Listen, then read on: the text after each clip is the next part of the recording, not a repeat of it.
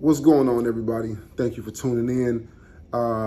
This is a fairly sensitive topic, and I would really appreciate it if anybody who's tuning into this, if somebody that you know or yourself are dealing with any of the issues that are discussed in this podcast today, that I definitely would like you guys to reach out to the proper channels to try to seek some assistance with this. And if not, worst case scenario, or best case scenario, reach out to a good friend or anybody who you know that you can have a conversation with that won't judge you. And if all comes to all, you can reach out to me, in the inbox of YouTube or whatever social media platform, Phil Jones 1986. And again, I'd rather talk to you than attend your funeral or than to hear the rest in peace slogans slandered all over the social media. So what we're talking about is the concept of suffering in silence. As a man, I can tell you that a great deal of my life has been suffering in silence. And what is suffering in silence for me specifically is where you feel, but you are either afraid of being ridiculed or you've had somebody weaponize your emotions against you, and it forced you to withdraw from ever really expressing yourself to people. I've had a couple of instances to where I have trusted my emotions to friends and women, people who were slated to be those that cared about me, and it backfired. I remember telling my foster mother about, the first time that I was engaging in sexual activity, and she put me on blast in a room full of her friends. And at that time, I was 15, 16, whatever the circumstances were. And I would have thought that, you would have had a little bit more compassion for the situation. But at the same time, it's just like, it was extremely awkward and off-putting. And it really made me think twice about ever really having conversations with women in regard to things that hurt me or things that I would say that were sensitive and private. Also, it's like there's been situations with ex-girlfriends or ex-friends and stuff to where I've been able to say stuff to them and release myself to them, but then once the relationship goes sour, then, they had no problem airing out my dirty laundry. It's just like when you say you take something to the grave, that's something that I'm extremely serious about. But for some people, I guess that means the graveyard of the relationship. So now once the relationship is no longer beneficial, then the code of honor dies along with the benefit. And that's no good. That's no good at all. I know a lot of guys who it takes them a lot to warm up. And what a lot of people don't understand is that a lot of us as men, because we don't have a lot of places to go, we don't have a lot of people to go to, and then we hear such negative things about seeking counseling and seeking help and things like that, that it's just like, oh, I'm a man, I should be able to deal with it on my own, or because I'm a man, can't nobody tell me nothing, I can't sit, like, I'll figure it out on my own. Like, we've been trained to be stubborn and be self-sufficient in the wrong areas. And I can tell you, number one, that I didn't truly start recovering until I reached out and I got counseling. Until I actually reached out to my employee assistance program and I started having conversations, and, very rough, very abrasive, very extra, to say the least. But I explained to the counselor that I needed to explain it and express it in the way that I felt it, because the only way that I ever knew how to express myself and still try to maintain certain levels of my masculinity was through anger, frustration. I had a very, DMX-like approach as far as it's very deep and dark for me to go back into layers of myself. And it's like now, because of the help that I received, I can express myself and I no longer feel ashamed of expressing myself. Hence the reason why part of our podcast is dedicated to mental health and dedicated to the things that men go through every day, because as a man, as somebody who exists and somebody who speaks to other men on a regular basis, I can tell you that there's a lot of us that we don't have the support systems. So my brother and I and friends and I, we decided that we will create one.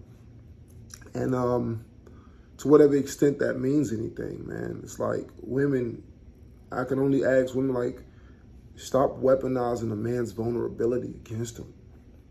I know that, your power is in your words and in the things that you say, and you don't understand how that power can cripple a man. It destroys us in so many different ways, and I cannot express this enough, that the way that you say things, that a man needs to feel needed.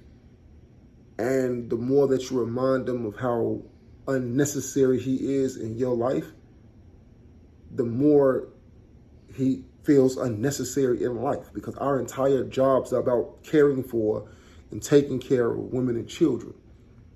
That's what our jobs are. So when you make us feel unnecessary or obsolete, then don't feel crazy when you say, oh, well, I can't find a man. Well, I mean, y'all just out here slaying the dragons left and right.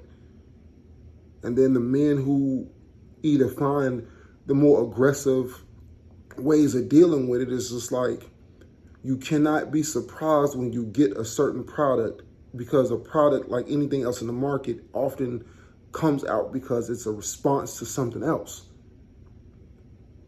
So in a nutshell, what I'm saying is that, when it comes to men's mental health, a lot of us are suffering. A lot of us are unable to express ourselves or even find the means of articulating ourselves. And if you notice, like a lot of guys, they get angry, they lash out, they get super frustrated, they get frazzled, they get unable, because our coping mechanism is peace.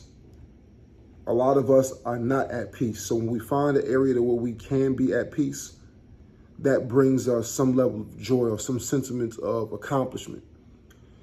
When you bring disarray and you bring stress and you bring, unnecessary bickering, it does something so detrimental to a man's ability to see himself as a man.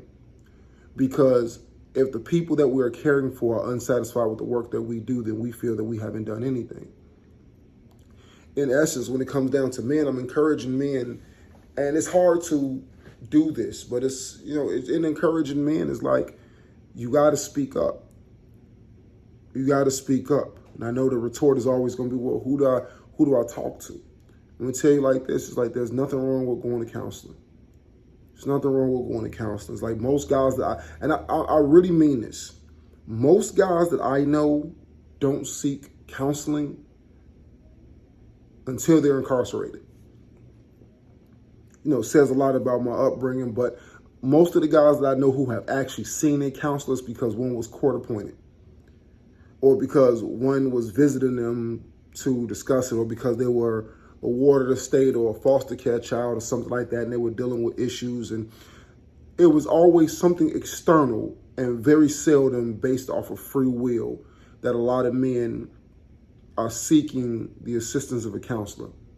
I can tell you personally that there's absolutely no shame in reaching out to a counselor. There's zero shame in talking to somebody who is qualified to help you deal with your circumstances. I'll tell you this too. The vast majority of men that I know, and again, I'm only speaking of the ones that I know. I'm not speaking as if my opinion is fact. But the men that I know who attend marriage counseling or attend relationship counseling, couples counseling, however you know it to be, a great deal of those counselors are biased for the woman. They don't hear him. They hear her and what he should be doing to make her happy.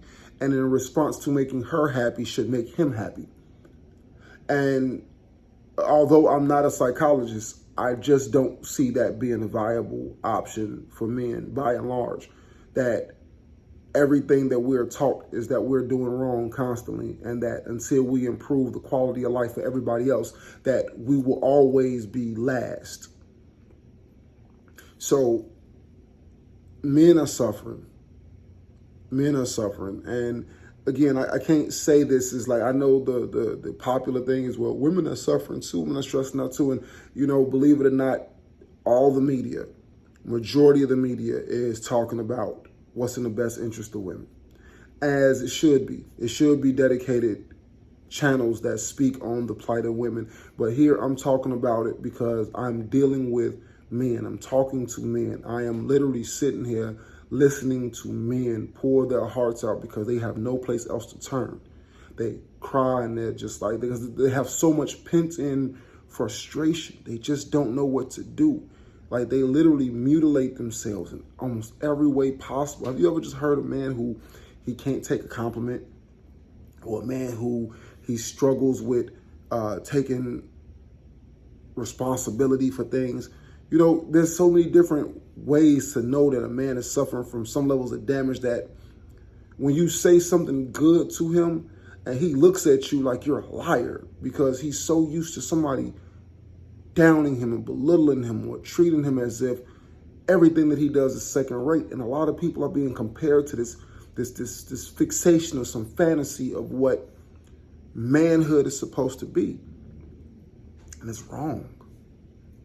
It's wrong. It is so utterly and inconceivably incorrect that people are able to look at men and just assume that he's less of a man because he doesn't look like a superhero all day, because he doesn't carry himself. He doesn't have a six-pack abs. He's not 6 feet tall. He's not a six-figure high earner. Like, you know, it's bull crap, man. It's bull crap. It's like after a while, we have to check ourselves as a society and ask ourselves, like, man, who's putting these thoughts in us to make us think that this is what it is?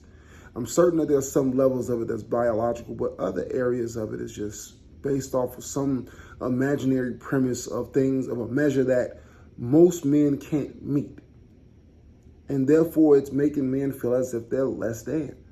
And the thing is the fact that if you want to have a strong society, you have to have strong, competent, and confident men. It's just no way around it. I don't care what anybody says, that if the men in society don't feel like men, if something happens, don't get mad at the man when the man is incapable of doing what he needs to do. Anyway, you guys have any questions, comments, concerns? I can further elaborate into this if necessary, but this is in response to, conversations that I've been having and, recent things popping up on social media that I just feel like it absolutely needs to be addressed. A lot of us are suffering, especially the ones that smiling all the time, the ones that are projecting the happiest, projecting ourselves to be the most liberated, the best in whatever circumstances. A lot of those guys especially are the ones that are keeping themselves in a position of entertainment to deflect from just how bad they're actually hurting on the inside. Anyway, that's my time, guys. Make sure to like, subscribe, hit the bell, and leave comments, man. Peace.